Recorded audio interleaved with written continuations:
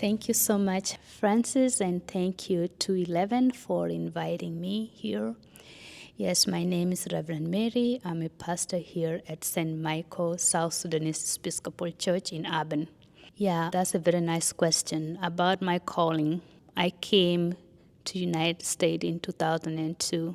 When I moved here, I was already evangelist back home in South Sudan. And when my husband brought me here, I joined the congregation of St. John, South Sudanese community, where he worshipped. And then we had a priest who was ordained. His name is William Ding Ding, and he went to Australia for family. So he was unable to continue with the work that he was called to here in Seattle, Washington. So from that moment, we were on a search of who can be a priest again. So during that time, my family, we talked about it, and some individual also reached out to me and say, "Hey, Mary, you can do this for us as a congregation." So we discussed it with my husband, and he was very supportive. I submitted my name, and then the bishop received me, and I was put into training. So I went 3 years of school with the Iona. So after completing my studies, I was a transition deacon, and then 6 months later, I became a priest at St. John, South Sudanese Church in Tukwila. So from there, the bishop had assigned us with different role, and we were two individuals. Reverend James was one who also joined me in school. He was invited to come to Seattle, Washington, and joined into priesthood as well. And we were both welcomed by the bishop, and we joined Iona School and were ordained the same day. Yeah, so that's how I joined priesthood. Yes, thank you once again. That's very interesting and good question. What really inspired me to be a priest here at St. Michael?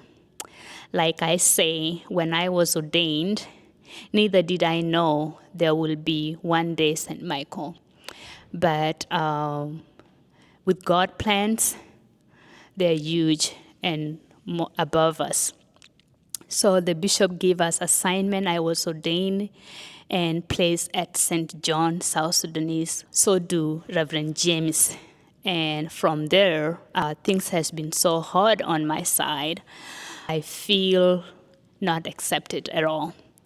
So, and the bishop has tried her best to maintain and to make things work.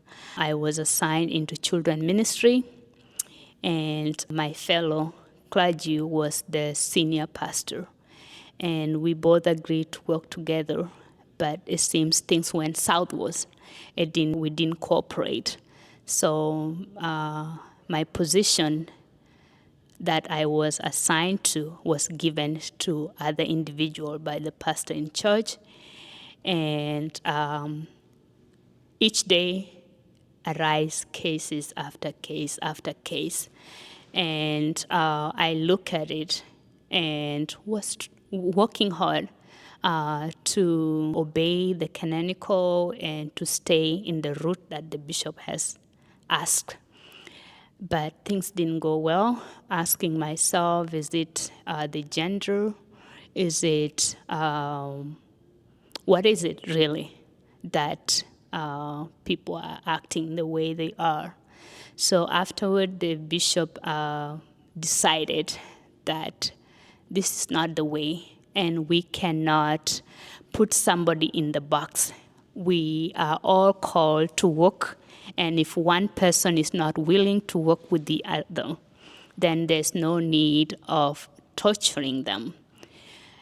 We need to move out, step out of the box, and serve God the way God has called you to. So the decision was made by my diocese, and they decided to open a new congregation. And June 9th, that's when we start worshiping, sharing space with St. Matthew, St. Mateo. So recently, our church was opened, and I was placed a pastor in charge of St. Michael Episcopal Church, South Sudanese Episcopal Church. So that's how I ended here at St. Michael. It wasn't my plan, but it was what was planned by my diocese due to what they have observed. So, and I'm very grateful. Sometimes the wind can blow, you don't know the direction. So I will say God blew me to St. Michael, and I'm happy to be here. Oh, thank you once again. The community is very energetic. Since June up to date, the community has worked so hard to make sure that the worship space is being used rightly. Everyone who is here in this church are being respected, and also doing the work of God, doing the work that God has called them to do. Within 5 months, we have achieved so many, including our website, including our Facebook page, including the way we worship. We have changed a lot. And with that, it gives me a hope for the future. What can we really do? If we can do all of this within 4 months, how about the next 4 months, what will happen? So I love this community, and I'm very grateful to them because they have accepted me.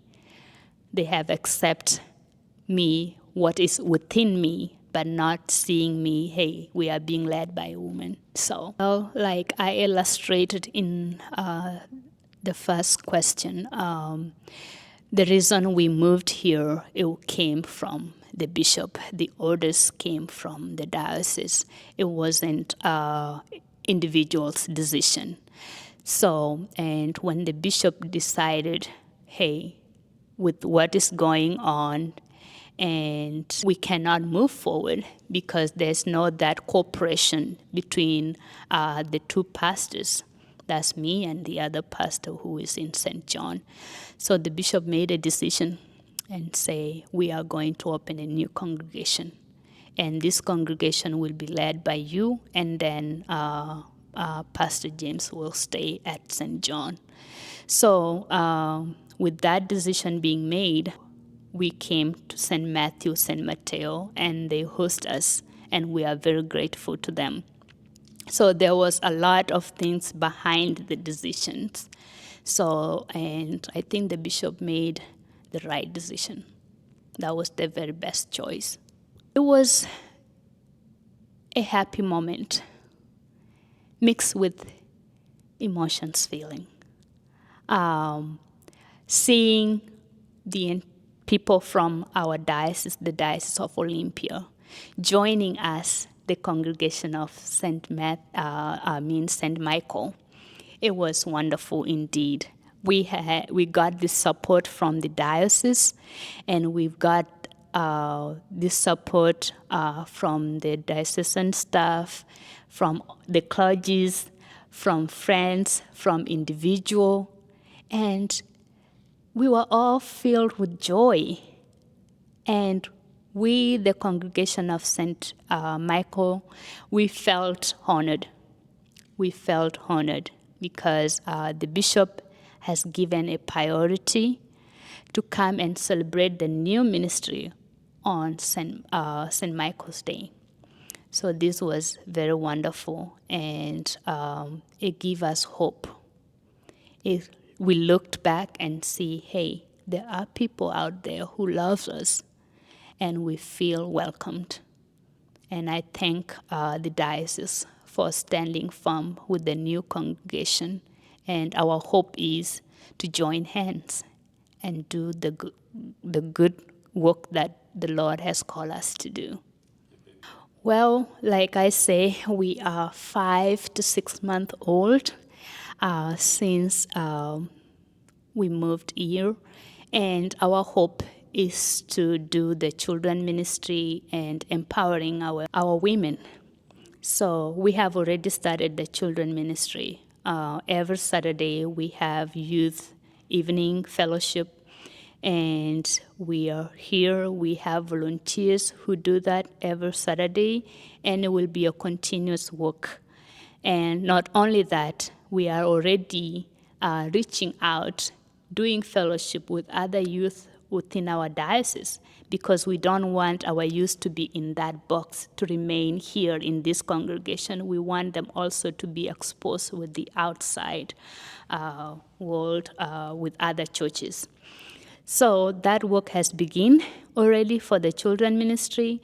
For our women, we are working on that. We are starting. It's a new beginning. And by God's grace, we can achieve all this. The challenges are financial difficulties because, when you're starting a home, you don't get everything at the same time. It comes one step by step, little step, just like baby walks until you achieve your goal. So right now it's financial challenges, but once we get that, then everything will flow according to God's will. Well, my hope is to do outreach. We need to reach out.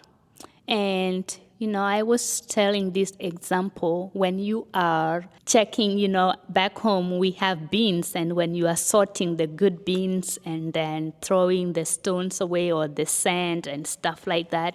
So sometimes we throw the rotten one out. And then later on at the backyard, you might see them germinating, coming back to life. So here, St. Michael is having a new beginning, and they're having this mixed feeling. Where do we start? Where we are now new. So with that, know that you are going to germinate and reach the same level of the other churches who have started first. So this is our hope. It doesn't matter what has happened in last, but we need to forget, leave it behind, and move on with a new beginning. Well, welcome to St. Michael, to 11 viewers. This is a place where you find happiness, you feel the presence of God. I cannot express it by words of mouth, but once you step your feet in here, you will feel it yourself. So we are a community that love God. We are a community that wants to empower one another to achieve the good thing that God has called us to do. As viewers, you are welcome to worship with us. Our time is 1 p.m. Every Sunday. And then afterwards, we have coffee hour, which is a real blessing to us. So please join us. Join us in hope to transform the community. Join us in hope to empower our women. Join us in hope to empower our children. These are the next generation, and we need to join hands in support of that. My name is Reverend Mary Acholbol. I'm a pastor here at St. Michael, South Sudanese Episcopal Church in Auburn, Washington. And I'm also a Pan-African missioner in the Diocese of Olympia. My message to the churches within Seattle and outside Seattle is that please, let's join in.